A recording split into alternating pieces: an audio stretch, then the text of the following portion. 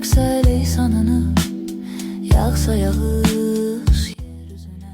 Değerli Binatatlı izleyicileri, bu günlerimiz sizi Zümrüt Rezidence'den salamlıyor. Tökse lisanını, yağsa yağış yeryüzüne. Hiç Əziz izleyicilerimiz, gördüğünüz bu zövqlə təmin olmuş mənzilimiz bütün əşyalarla təmin olunubdur.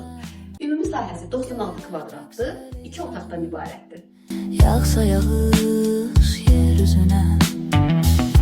Hicranınla yansa ürək, çıkmasa hiç gün üzüne. Mən bilmezdim ki bilirəm bir bu kadar saxta yalan hoş sözlerini. Bilmezdim ki sevirəm bir bu kadar aldanıram, çek gözlerini.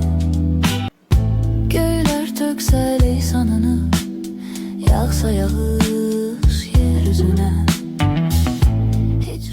Çıxarışım var, ipotekaya yararlıdır, ideal mərtəbədə yerləşir. Hiç gün üzüne.